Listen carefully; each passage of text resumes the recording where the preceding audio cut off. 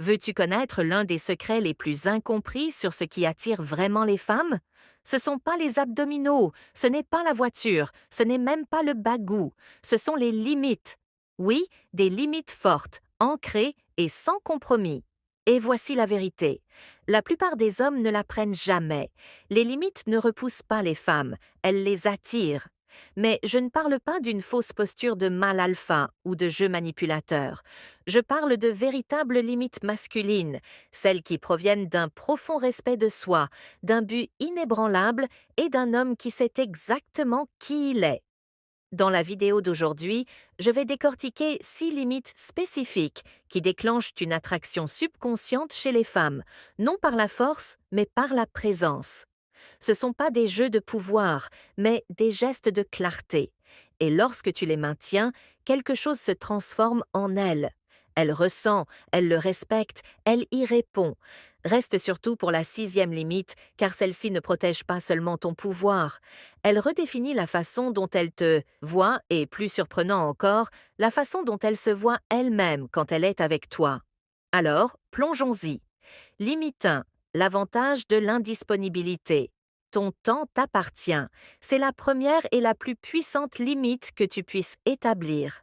Au début, cela peut sembler risqué. Tu ne réponds pas à son texto immédiatement. Tu ne laisses pas tout tomber quand elle appelle. Tu ne réorganises pas tout ton emploi du temps juste pour être disponible pour elle sur un coup de tête. Ton esprit te crie: Attends, ne va-t-elle pas perdre tout intérêt? Ne va-t-elle pas se dire que je m'en fiche? Ne va-t-elle passer à quelqu'un de plus réactif? En fait, c'est le contraire qui se produit. Quand tu n'es pas toujours disponible, tu envoies un message, non pas avec des mots, mais avec de l'énergie. Mon temps a de la valeur, ma vie est déjà bien remplie. Elle s'insère dans quelque chose qui a déjà une dynamique, un sens et une direction. Cette subtile tension, cette légère incertitude qu'elle ressent quant à sa place dans ton monde, ce mystère est magnétique, car la disponibilité constante crée une chose: je n'ai rien d'autre à faire. La rareté crée de la valeur. Ça a toujours été le cas. Et quand un homme devient rare, il devient irrésistible. Tu ne la poursuis pas, tu l'attires simplement en réservant de l'espace à ta propre vie. Dis-moi, as-tu déjà été trop disponible? Et là, tu perdre lentement son intérêt? Laisse un commentaire avec le mot coupable si ça t'est déjà arrivé, car ce seul changement peut modifier toute la dynamique de tes relations. Limite 2. La règle de la non-excuse. Dis non sans te sentir coupable. Cette seule limite peut tout changer. Voici le tournant psychologique que la plupart des hommes ne saisissent pas. La façon dont tu dis non est plus importante que la fréquence à laquelle tu dis oui. Imagine ceci, elle t'invite à quelque chose qui ne correspond pas à ton emploi du temps ou à ton énergie. Tu veux dire non, mais ton intuition te dit de ne pas la contrarier. Alors, tu finis par dire: je suis tellement désolée, j'ai juste ce truc et peut-être que je peux le déplacer, mais je vais essayer. Je le promets. Tu te justifies à l'excès. Tu fais marche arrière. Tu adoucis ta vérité au point qu'elle ne ressemble presque plus à une limite, et elle le sent. Maintenant, compare cela à ceci. Salut, je ne pourrai pas venir, mais j'espère que ce sera super. On se rattrape plus tard cette semaine. C'est poli, clair et sûr de toi. C'est attirant. Tu n'as pas hésité, tu ne t'es pas excusé d'exister, tu n'as pas demandé la permission. Tu as simplement assumé ton temps. Un homme qui peut dire non sans culpabilité ne protège pas seulement son emploi du temps. Il communique qu'il a confiance en lui, et dans un monde rempli d'hommes qui essaient de plaire à tout le monde, ce genre de confiance en soi est magnétique. Limite 3. Le réflexe de respect signale calmement les manques de respect subtils. La plupart des hommes pensent que le manque de respect est bruyant, mais voici la vérité. Il est généralement murmuré. Il se cache dans les moments les plus infimes. Un haussement d'yeux quand tu parles, une pique sarcastique sur ton travail, un commentaire dédaigneux devant des amis, une blague qui te blesse un peu trop et la plupart des hommes, ils laissent passer. Ils pensent qu'elle plaisante, ils laissent glisser. Ils se disent que ce n'est pas si grave. Mais voici la vérité que tu dois comprendre.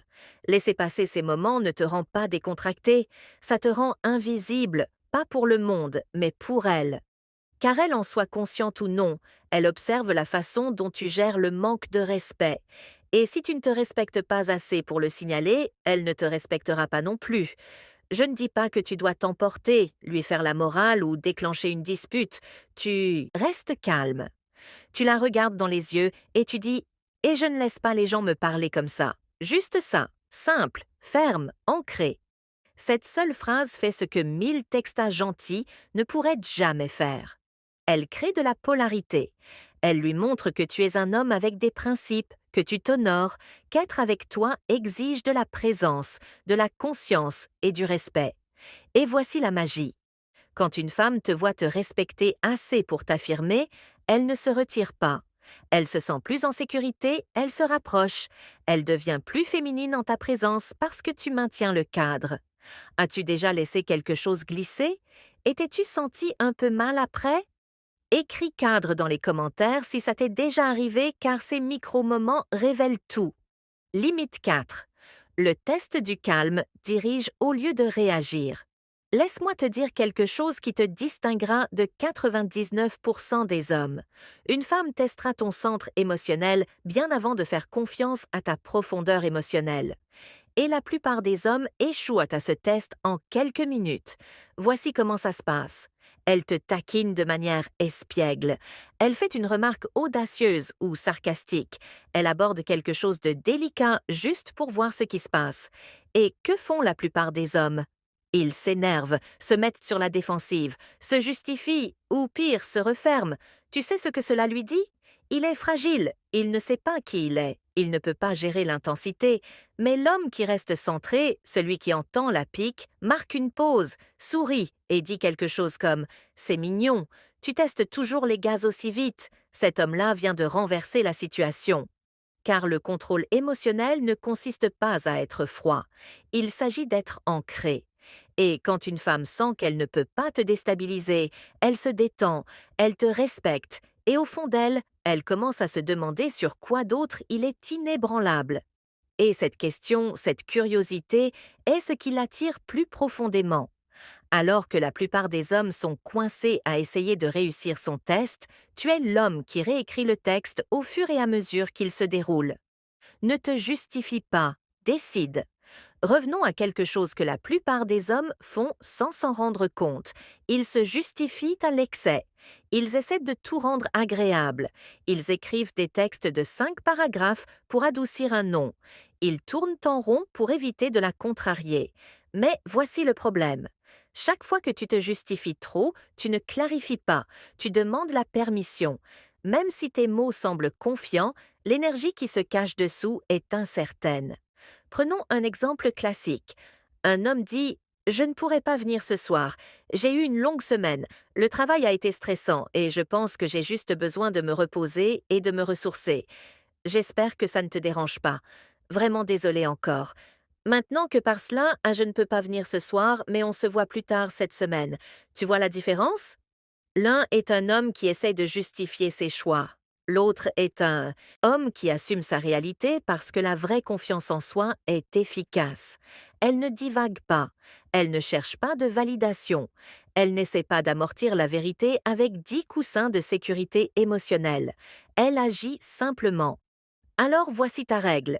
Dis moins signifie plus, laisse ta présence parler, car un homme qui peut dire calmement ce qu'il pense et se taire ensuite a bien plus de pouvoir que celui qui essaie constamment d'être compris.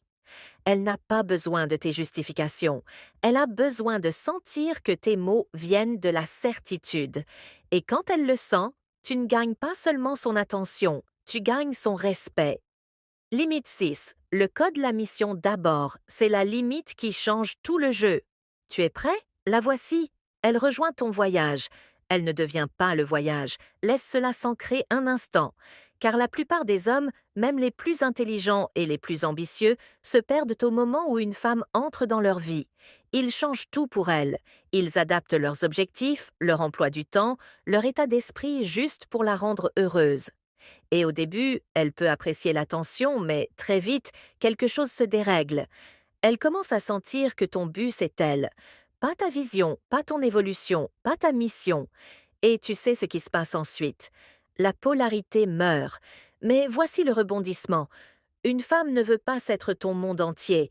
Elle veut faire partie d'un monde qui est déjà en mouvement. Elle veut rejoindre un homme qui a de l'élan, un chemin, un feu qui brûle avec ou sans elle. Et quand tu as ça, tu deviens la gravité. Elle devient l'orbite, et ce changement, c'est ce qui distingue l'homme avec qui elle